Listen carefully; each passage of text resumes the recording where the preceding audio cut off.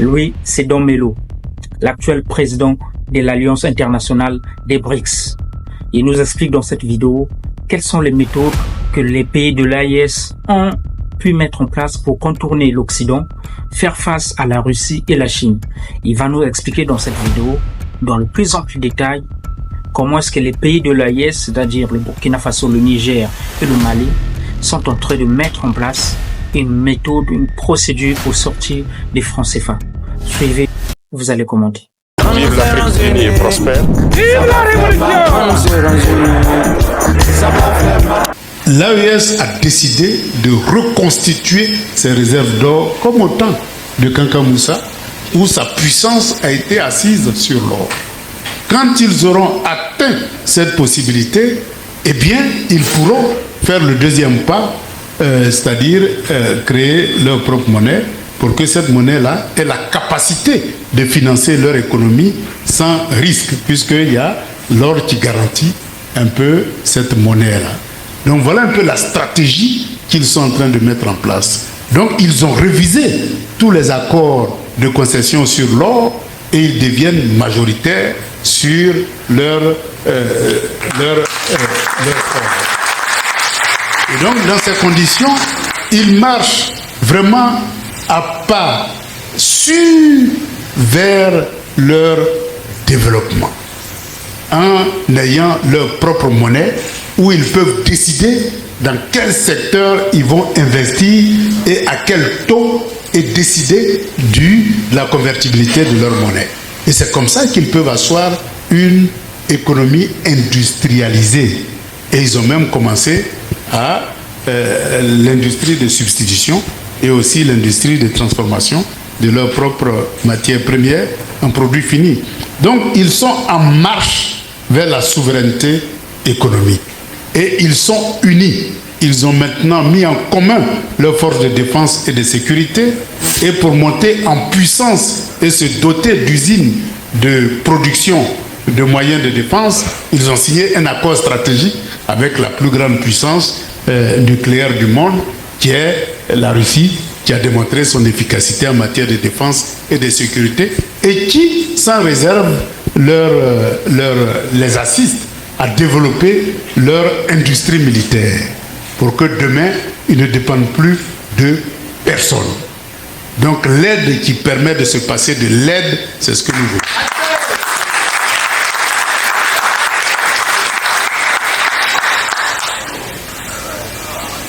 Donc voilà leur stratégie. Et je crois que ce laboratoire-là va nous permettre progressivement de tirer toutes les leçons pour que l'Afrique de l'Ouest passe de la CEDEAO à une véritable confédération des États, passe de la CEDEAO à une véritable confédération des États de l'Afrique de l'Ouest. Et c'est comme ça que toutes ces forces-là vont être confédérées pour asseoir des systèmes multilatéraux qui puissent permettre de s'émanciper sur le plan monétaire, sur le plan économique et sur le plan financier. Et donc, comme la CEDEAO même a reconnu que nous devons passer de la CEDEAO des États à la CEDEAO des peuples, eh bien la voie est ouverte pour donner une nouvelle configuration à l'architecture de gouvernance de l'Afrique de l'Ouest. Et nous devons réfléchir quant au modèle de gouvernance que nous voulons, qui tranche avec les héritages des gouverneurs qui ont été transformés en président de la République et éviter la concentration des pouvoirs et passer de la concentration des pouvoirs au partage des pouvoirs. Et donc cette expérience-là doit nous nourrir. Il y a évidemment d'autres expériences qui peuvent nous servir. Quand on prend la Chine a développé l'alliance des pays d'Asie du Sud-Est avec le Vietnam, le Cambodge, enfin, tous les pays voisins, et a créé les tigres d'Asie. Tout simplement parce qu'eux, ils ont décidé que le capital doit se déplacer vers ces pays-là pour les industrialiser. Et donc, en ayant une telle politique, eh bien, ils investissent dans ces pays-là pour élever leur capacité de développement industriel. C'est une autre vision. C'est une autre vision et ça a permis de créer les tigres, ça a permis de créer toutes ces économies asiatiques-là qui n'étaient pas plus avancées que nous. Mais ils ont eu des partenaires qui savent partager le capital et qui savent co-développer. Et donc, avec ce co-développement, eh bien, ce n'est pas la Chine seule qui se développe, c'est la Corée, c'est le Vietnam, c'est tous ces pays qui entourent là, qui se développent en même temps que la Chine se développe. Donc, c'est ces modèles de coopération-là qu'on doit instaurer entre les pays africains pour qu'on puisse se développer ensemble, pour qu'il y ait liberté de circulation du capital, liberté de circulation des biens et liberté de circulation des personnes. Si nous réussissons à construire ces libertés et que nous avons des mécanismes de financement autonomes, eh bien nous sommes capables demain de bâtir une Afrique unie et prospère. Et donc, voilà un peu ce que je peux dire du franc CFA et des accords coloniaux qui nous maintiennent encore dans le sous-développement. Eh bien, j'ose espérer que tous ceux qui sont là, eh bien, vont donner un peu de leur temps, de leur intelligence et de leur énergie au continent africain pour qu'on puisse accéder à la souveraineté et au panafricanisme.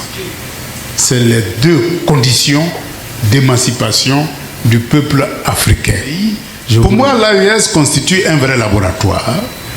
Voilà 3 pays qui veulent se débarrasser des différents accords de coopération et qui ont décidé d'unir leurs forces militaires pour faire face à toutes les menaces djihadistes et les manœuvres impérialistes. Parce que la plus grosse menace, souvent on voit le djihadiste, mais la plus grosse menace, ce n'est pas le djihadisme. C'est l'ancienne puissance coloniale qui ne veut pas perdre ses colonies, parce que perdre les colonies, eh bien, c'est perdre tout un système qui a permis le développement de la mère patrie. Et donc, même les djihadistes en Afrique de l'Ouest, ça a été lorsque la souveraineté de la Libye a été frappée de plein fouet. Si la Libye n'avait pas été frappée de plein fouet, le djihadisme n'aurait pas prospéré. Donc voilà pourquoi nous attribuons au développement du djihadisme aux manœuvres de l'impérialisme dans sa volonté de casser toutes les souverainetés. Dans tous les cas, le djihadisme à travers le monde est né comme ça. En Afghanistan, c'était la présence des Américains qui a engendré le djihadisme. Al-Qaïda n'a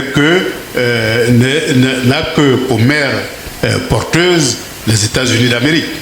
Et donc, nous voyons que le phénomène djihadiste, derrière se cachent toutes les manœuvres d'hégémonie à l'échelle mondiale du système impérialiste et que ces manœuvres hégémoniques-là ont pour seul objectif de casser toutes les souverainetés qui se manifestent à travers le monde.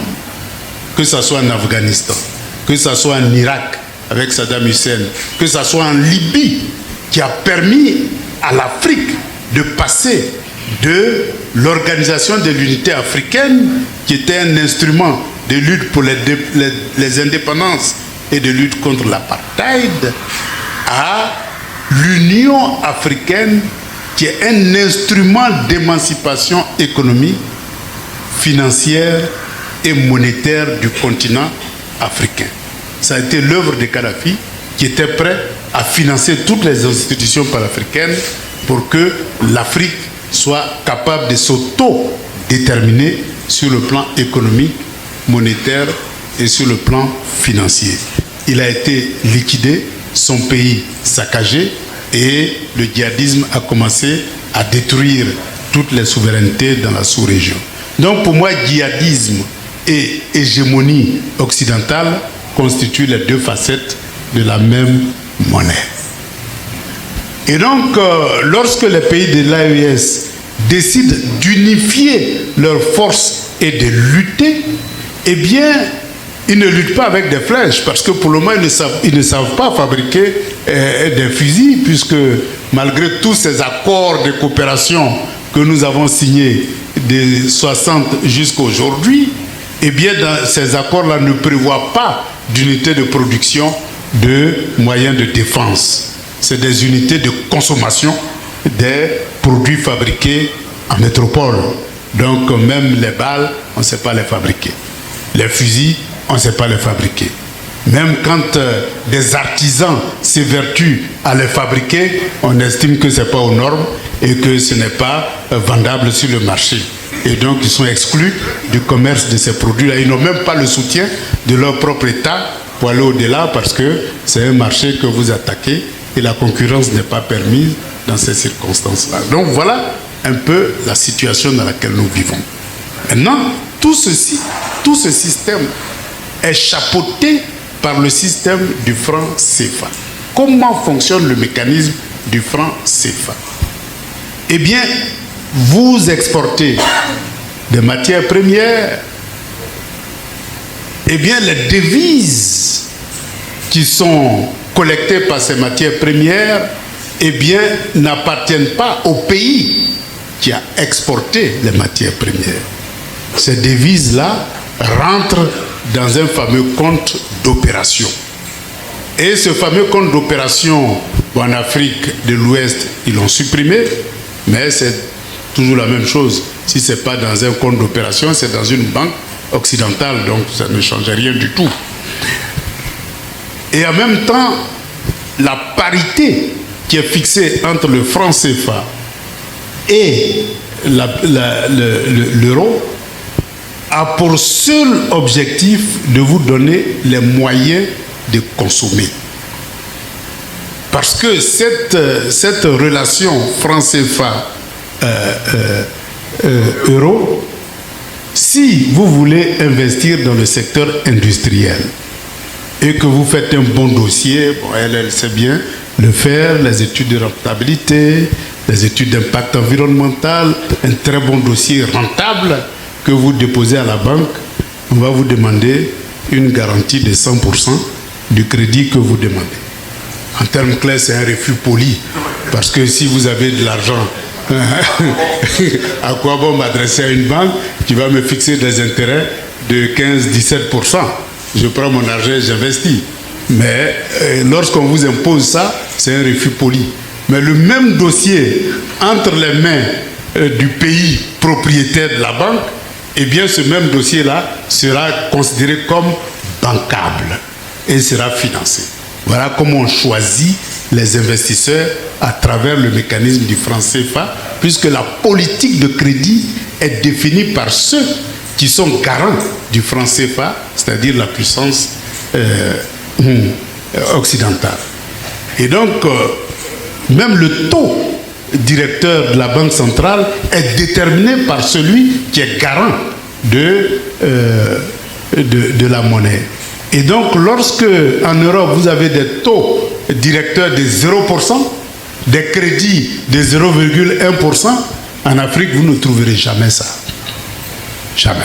Le plus bas taux au sein de l'Union économique et monétaire ouest-africaine, ça a été 2,5% lors de la crise de Covid-19. Sinon, c'est toujours au-delà. Et donc, lorsque vous avez un tel système monétaire, eh bien, lorsque vous empruntez, votre emprunt coûte plus cher que l'investisseur extérieur qui vient investir, qui lui emprunte chez lui à 0,1%. Vous ne pouvez pas compétir avec un tel opérateur et donc vous n'êtes pas compétitif lorsque vous mettez des produits sur le marché. Donc vous êtes éliminé. Donc c'est un mécanisme pour non seulement éliminer les investisseurs dans des secteurs lourds comme l'industrie, mais en même temps un mécanisme pour rendre non compétitifs les produits que vous fabriquez, même lorsque vous tentez de les fabriquer chez vous. Et quand bien même eux-mêmes ils tentent de les fabriquer, eh bien ils prennent la précaution d'emprunter chez eux à 0,1% pour venir investir, pour être compétitif.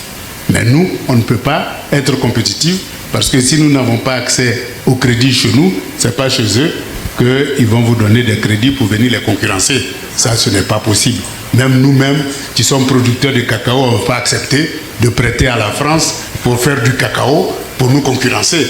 Donc, je veux dire, c'est une simple logique qu'ils se comportent ainsi. C'est pour garder l'avantage concurrentiel. L'autre élément pervers du franc CFA, c'est que comme la parité est fixe et est déterminée par eux, la parité est déterminée de telle sorte que, eh bien, notre pouvoir d'achat soit beaucoup plus élevé et donc notre capacité de consommation soit beaucoup plus élevée. Mais comme le taux de crédit est cher, on préfère consommer que d'investir. Et donc, on achète parce que notre pouvoir d'achat nous permet d'acheter. Évidemment, dans ces conditions, le petit bourgeois, lui, se sent à l'aise parce qu'il a accès à des produits, des luxe qu'il veut, à des prix qu'il juge à sa portée. Mais le petit, lui, il en souffre. Il en souffre parce qu'il estime que les produits importés coûtent très cher. Et c'est ça qui explique aussi la cherté de la vie. Or, quand vous allez dans des pays qui ont leur propre monnaie comme le Ghana, eh bien, vous constatez que les produits là-bas coûtent relativement moins cher que chez nous. Et donc, nous perdons de compétitivité avec les pays anglophones. C'est pour ça que vous constatez que des pays comme le Nigeria et le Ghana ont un embryon de développement industriel beaucoup plus étoffé et réussissent même à mettre en place des politiques de transformation de leurs matières premières en produits finis selon leur volonté politique. Mais nous, on n'a pas cette chance-là parce que lorsque nous nous industrialisons, on ne peut pas compétir avec eux. À plus forte raison, compétir avec les Chinois. Là, il faut qu'on ait notre propre monnaie et qu'on puisse nous-mêmes fixer des taux de parité qui puissent nous permettre d'être compétitifs. Donc voilà les éléments pervers de ce système-là.